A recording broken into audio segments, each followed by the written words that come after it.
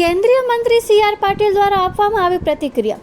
નરેન્દ્ર મોદીએ મુખ્યમંત્રી અને વડાપ્રધાન અને સંઘમાં સેવાકીય પ્રવૃત્તિઓ માટે જીવન અર્પણ કર્યું. પાર્ટી તરફથી સેવાકીય પ્રવૃત્તિ કરવાની છે. નમોત્સવ વડાપ્રધાનનું નાટક જોવું જોઈએ. રાજકોટ વાસીઓને અપીલ કરવામાં આવી છે. પૂર્વ પ્રધાનમંત્રી વિજય રૂપાણીએ અંતિમ યાત્રા ખર્ચ બાબતે સવાલ કરતા બોલવાનું ટાળ્યું. નમોત્સવની વાત છે તેમ કહી અને કશું કહ્યું નહીં. વધુ અપડેટ્સ માટે બન્યા રહો મોરબી ન્યૂઝ સાથે અને સંપર્ક કરો 9574422273. માનનીય પ્રધાનમંત્રી શ્રી નરેન્દ્ર મોદી સાહેબે ગુજરાતમાં મુખ્યમંત્રી તરીકે, દેશના પ્રધાનમંત્રી તરીકે અને એના પહેલાં પણ સંઘમાં એમની જે જવાબદારી હતી સ્વયંસેવક તરીકેની, પ્રચારક તરીકેની, ત્યારે પણ એમણે પોતાનું જીવન એ સેવાકીય પ્રવૃત્તિ માટે સમર્પિત કરેલું છે.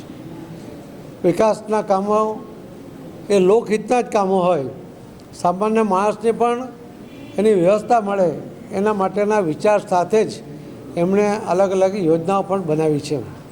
એવા માનનીય પ્રધાનમંત્રી શ્રી નરેન્દ્ર મોદી સાહેબનો 17મી સપ્ટેમ્બરે જન્મદિવસ છે. અમે 17મી સપ્ટેમ્બરે મોદી સાહેબના જન્મદિવસથી 2 ઓક્ટોબર પૂજ્ય મહાત્મા ગાંધીજી અને લાલ બહાદુર શાસ્ત્રીજી એ બંનેની પણ જન્મજયંતિ છે અને 25મી સપ્ટેમ્બરે સ્વર્ગસ્થ પંડિત દીનદયાળજી એમની પણ જન્મજયંતિ છે. તો આ 15 દિવસ અને ગુજરાતમાં અમે દિવાળી સુધી પાર્ટી તરફથી સતત સેવાકીય પ્રવૃત્તિઓ કરવાના છે.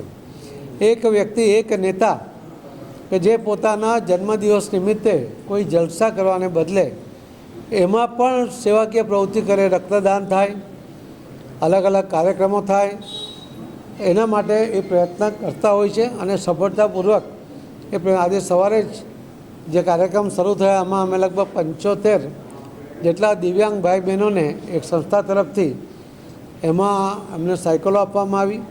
500 જેટલો રક્તદાનમાં બ્લડ મળ્યું, યુનિટ ભેગા થયા, અનેક પ્રવૃત્તિ થઈ. એમાં પણ લગભગ 1000થી વધારે લોકોને એમનો આરોગ્ય માટેનું ચકાસણી કરવામાં આવી અને એમાં જે જરૂર પડશે તે ઓપરેશનો કે કરવાના હશે કે દવા એ ફ્રી આપવાનો કાર્યક્રમ બી આજે સવારે શરૂ થઈ ગયો છે. આવા અનેક કાર્યક્રમો ગુજરાતમાં અને દેશમાં થઈ રહ્યા છે. અને એવા વ્યક્તિ આપણે જોઈએ છીએ ને કે ઘણા બધા લોકોનો એમાંથી આપણે પ્રેરણા લેતા હોઈએ છીએ. માનનીય પ્રધાનમંત્રી શ્રી નરેન્દ્ર મોદી સાહેબના જીવનમાંથી દેશ અને દુનિયામાં એમાં પ્રેરણા એમનામાંથી લેવામાં આવે છે. અને એટલે એમનું જીવન કેવું છે અને જીવનના મહત્ત્વના પાસાઓને તાદશ્ય કરી શકાય એના માટેનું એક નાટક, એક કાર્યક્રમ એ આજે નમો ઉત્સવ તરીકે આપણે રાજકોટમાં ભજવવા જઈ રહ્યા છે. લગભગ 400થી વધુ કલાકારો એ કાર્યક્રમમાં ભાગ લે છે. એમના જે કવિ છે સાંઈરામ દવે, એમણે એનું આયોજન કર્યું છે. અમારા રાજ્ય કક્ષાના ગૃહમંત્રી શ્રી હર્ષભાઈ સંઘવી એમાં એમને મદદરૂપ થયા છે. અને રાજ્યમાં અલગ અલગ જગ્યાએ હમણાં ગુજરાતીમાં અને ત્યાર પછી અલગ અલગ ભાષાઓમાં પણ લોકો સુધી આ નમો ઉત્સવનું નાટક પહોંચે એના માટેના અમે પ્રયત્ન કરીએ છીએ. આપ સૌના માધ્યમથી હું સૌ રાજકોટવાસીઓને અને સૌરાષ્ટ્રવાસીઓને વિનંતી કરું છું કે આ નાટક જોવું જોઈએ. માનનીય પ્રધાનમંત્રી શ્રી નરેન્દ્ર મોદી સાહેબના જીવનમાંથી આપણે અને આપણા આવનારી પેઢી માટે પ્રેરણા મળે એવા જે કામો છે એ લોકો સુધી પહોંચાડવામાં આપ સૌને મદદ માગું છું.